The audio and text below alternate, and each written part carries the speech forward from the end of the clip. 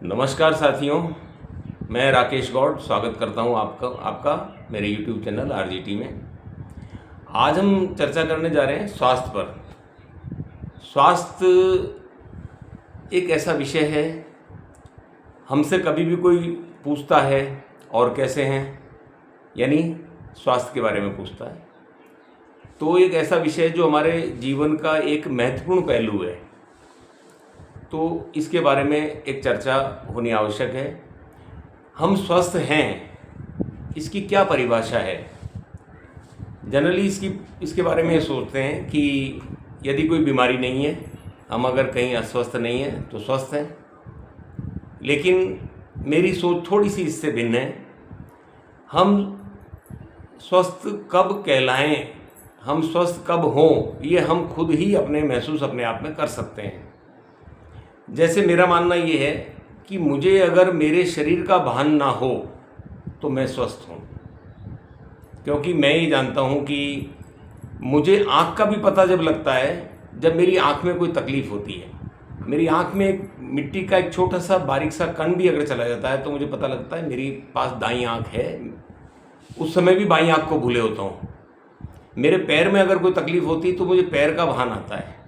तो मुझे मेरे शरीर का अगर भान आता है तो निश्चित मैं अस्वस्थ हूँ, और अगर मुझे भान नहीं है शरीर का तो मैं स्वस्थ हूँ। ये मेरी परिभाषा, मेरी सोच है। लेकिन आवश्यक ये है कि स्वस्थ रहना ये हमारा जीवन की गुणवत्ता को प्रभावित करता है। स्वस्थ बने रहने के लिए कुछ महत्वपूर्ण और आवश्यक कदम हैं जिनके बारे में हम चर्चा करेंगे। जैसे नियमित व्यायाम, एक स्वस्थ शरीर के लिए नियमित व्यायाम जरूरी है। घूमना फिरना, नियमित व्यायाम ये होना चाहिए। और एक दूसरा है संतुलित आहार। संतुलित आहार ऐसा आहार जो पोषक तत्व अधिक से अधिक हमको उस आहार में मिल सकें, ऐसा संतुलित आहार हमारा होना चाहिए। पर्याप्त नींद, वो भी उसके लिए आवश्यक है। जैसा कहते हैं 6 से 8 घंटे की नींद। उम्र के हिसाब से अगर ज़्यादा एज हो जाती है तो वो निश्चित है नींद में कमी आती है, वो एक आवश्यक है। और एक नशे की आदतों से मुक्ति या कमी जो भी हो सके, जितना कम से कम हो सके। वो नशे की आदतें अगर बिल्कुल ना हो तो वो तो सबसे अच्छी बात है। तो एक शारीरिक स्वास्थ्य के लिए ये चीज़ ज़रूरी है कि अगेन मैं रिपीट करता हूँ कि नियमित व्यायाम है जिससे शरीर का लचीलापन बना रहे। संतुलित आहार है, जो आहार जिसमें पोषक तत्वों की अधिकता हो, ये जबान का ही स्वाद ना हो, पोषक तत्व उसमें आवश्यक है। और जो है पर्याप्त नींद है, और नशे की आदतों से दूरी बनाए रखना ये आवश्यक है। इसमें एक आता है दूसरा सबसे बड़ा पहलू, ये शारीरिक स्वास्थ्य के साथ ही मानसिक स्वास्थ्य। मानसिक स्वास्थ्य अत्यंत आवश्यक है। और मानसिक स्वास्थ्य में 2 चीज़ें महत्वपूर्ण होती हैं, वो है ध्यान और योग। ध्यान और योग जो है वो हमारी परंपरा है कि हमें योग से तो सदा जुड़े ही रहना चाहिए।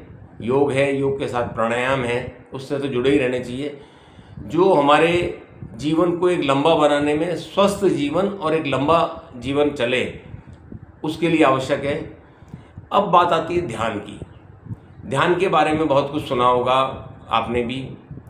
ध्यान एक ऐसा शब्द है कि कईयों से सुनते हैं। बाकी अगर ध्यान को अगर वैसे सुनने में आया है तो सन्यासियों से, साधु वगैरह होते हैं, इनसे ही ज़्यादा ये शब्द सुनने में आता है।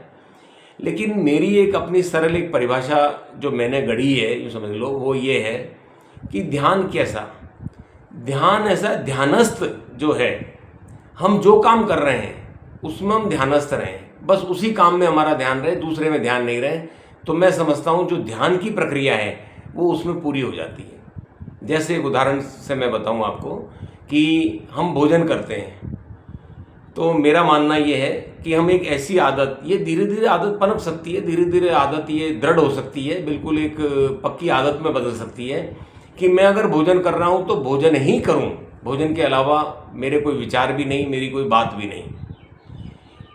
तो ये तो हम ला ही सकते हैं अपनी आदत में कि हम भोजन करते हुए बात ना करें। अगर हम ये ले आए तो धीरे धीरे हम भोजन में अपना ध्यान, पूरा ध्यान भोजन में लगा सकते हैं। और आप पाएंगे जब ध्यान भोजन में लग गया तो इतना स्वादिष्ट भोजन लगेगा, जैसा पहले वैसा ही भोजन किया हुआ उतना स्वादिष्ट नहीं लगा। हमें स्वाद का पता ही नहीं लगा, हम तो बातों बातों में भोजन कर चुके, हम ध्यानस्थ हुए ही नहीं भोजन के अंदर। तो भोजन जब करें तो मन से बाजार में ना चले जाएं, और बाजार में जब जाएं तो ऐसा ना हो कि कोई बड़ा सा पोस्टर देखा फिल्म का और हमारा मन थिएटर में चला गया और हमें पता ही नहीं लगा कि सामने कौन चल रहा है, और हम हमारे वाहन को हमारी गति से चलाते जा रहे हैं। तो एक ये है कि ध्यान का मानसिक जो स्वास्थ्य है उसके लिए ध्यान के साथ योग की चर्चा तो हम कर ही चुके हैं। दूसरा होता है एक हमारा सामाजिक जो हमारा सर्किल है, सोशल जो हमारा सर्किल है, वो हमारे मानसिक स्वास्थ्य के लिए बहुत आवश्यक होता है।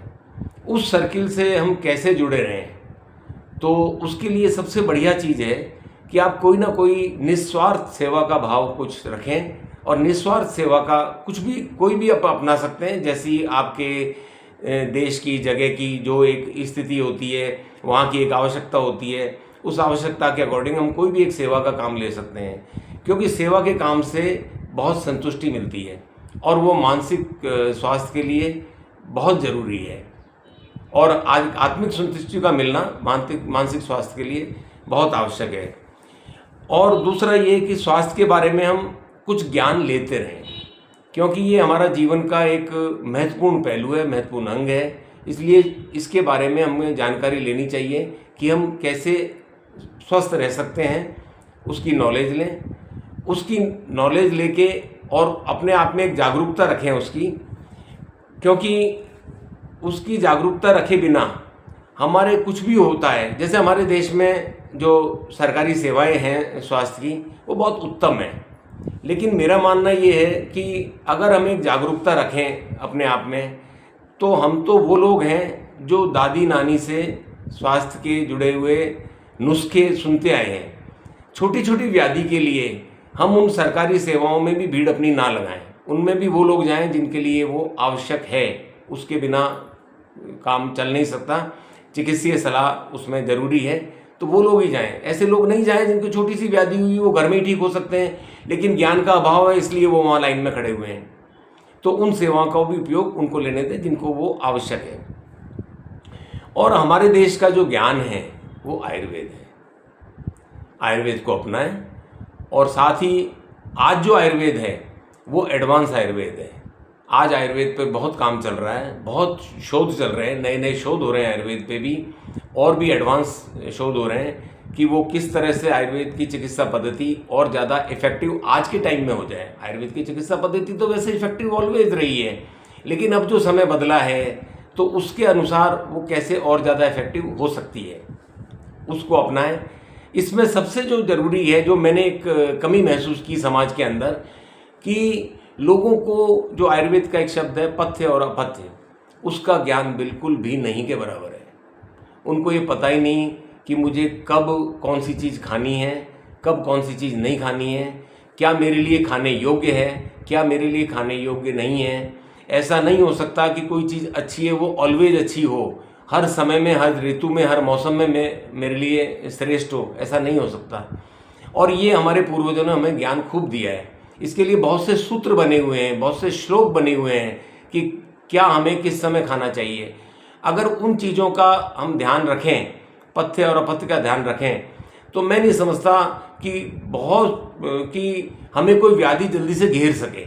हम इतने सबल, इतने सक्षम होंगे कि कोई व्याधि हमें जल्दी से घेर नहीं सकेगी। और आयुर्वेद तो एक जीवन जीने की कला है, जीवन जीना सिखाता है। तो हम उसे अपने जीवन में अपनाएं और जीवन को एक स्वस्थ जीवन हम जिएं।